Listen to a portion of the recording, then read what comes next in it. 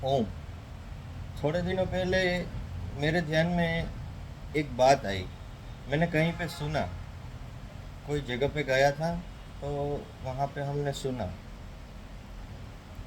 कि कई शिष्य बातचीत कर रहे थे कि हमारे सदगुरु में तो सिर्फ राख ही राख दिख रही है। वो जो लोग बैठे थे, वो ऊर्जा के, एनर्जी के कुछ जानकार लोग थे। तो उन्होंने अपनी जानकारी के हिसाब से ऐसा देखा कि हमारे सदगुरुदेव में तो विष्णु तत्व की कमी है। यानी कि हम उस सदगुरु को मानेंगे तो हमारे पास कभी पैसे नहीं आएंगे, हम काम धंधा हमारा नहीं चलेगा, और सुख शांति समृद्धि से हम वंचित रहेंगे, जो विष्णु तत्व से जुड़ी हुई चीज़ है। तो ऐसा ऐसा वो लोग फैला रहे थे। और ऐसा भी ध्यान में आया कि उस चीज़ को लेकर कई शिष्यों ने अपने सदगुरुदेव को त्याग दिया। फिर हमने उनसे बात की कि भाई, आप लोग ये क्या कर रहे हो? पहली बात तो सदगुरु आपको सुख समृद्धि या पैसे देने की कोई मशीन नहीं है। दूसरी बात कि समस्त शास्त्रों में सदगुरु को सर्वोच्च और शिव स्वरूप स्थान दिया गया है। यानी कि शिव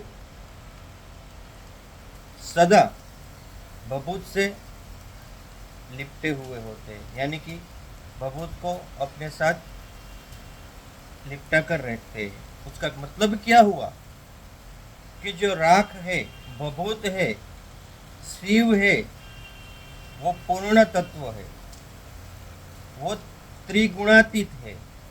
यानी कि तीन गुणों, यानी कि तीन गुण, सत रज तमस, ब्रह्मा विष्णु और महेश, उन तीन से पर और उनके स्वामी है। तो शास्त्रों में सदगुरु को शिव का स्वरूप माना गया है। तो हमने उसको बताया कि आप लोग बहुत बड़ी गलती कर रहे हो कि सदगुरु में आपको, एक तो आप छोटे से ऊर्जा क्षेत्र को जान रहे हैं, उसमें भी आपने पहली गलती ये की कि अपने सदगुरु को, उसकी ऊर्जा को नापने की कोशिश की, और नापने के बाद अपनी छोटी बुद्धि से, अपनी तर्क बुद्धि से उसको और उसकी शक्तियों को और उस तत्व को आंकलन में ले लिया। और उस आंकलन से आपने परब्रह्म परमात्मा की कृपा को ठुकरा दिया। इतना याद रखो, हमने कहा कि जहां आपको सिर्फ राख दिख रही है, सिर्फ अग्नि दिख रही है जिस सदगुरु में, तो इतना याद रखो कि जो पूर्ण परमात्मा पूर्ण अग्नि स्वरूप को ही माना जाता है, परमात्मा को ज्योति स्वरूप ही माना जाता है, और उसमें से ही सब तत्वों का उत्पन्न होना होता है। सदगुरु तत्व सदा शून्य में विचरित रहते हैं। कुछ भी, कोई भी तत्व जिसकी आपको जिस प्रकार से जरूरत हो, जितनी जरूरत हो, जिस समय पे, उस समय पे उस तत्व को, चीज को प्रकट करके आपको प्रदान करते हैं। वो सदा पूर्ण अग्नि स्वरूप में, पूर्ण शून्य स्वरूप में ही विचरित रहते हैं।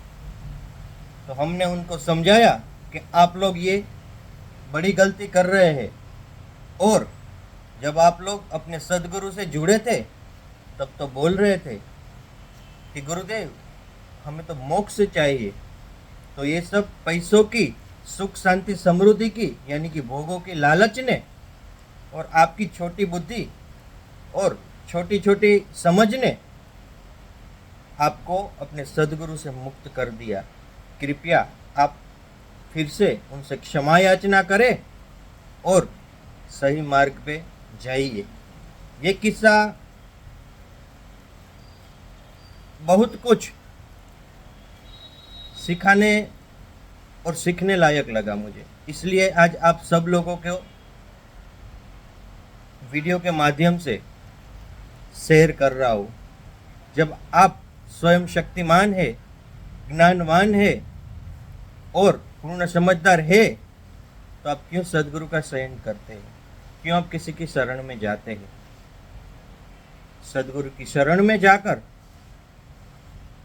मन और बुद्धि तो त्याग देना चाहिए। सदा चरण शरण में रहना चाहिए और गुरुचरण की सेवा, उसके वचनों की सेवा करके स्वयं में स्थित रहना चाहिए। जैसे जैसे आपके कर्म कटेंगे, जैसे जैसे आपकी भक्ति बढ़ेगी, जैसे जैसे आपका तप तपेगा, वैसे वैसे आपने जो चाहा नहीं होगा वो सब आपको प्राप्त होता जाएगा। किंतु जिनसे पाने जा रहे हो आप, उनको ही दोषी ठहरा रहे हो, उनसे ही गलत तर्क वितर्क कर रहे हो। ये गलतियां नहीं करनी चाहिए। सभी को मुझे लगा कि ये किस्सा शेयर करने लायक है, तो शेयर किया। इसमें से मुझे भी ऐसा लग रहा है कि बहुत से लोगों को बहुत कुछ समझ में आ जाएगा। सभी को ओम ओम ओम।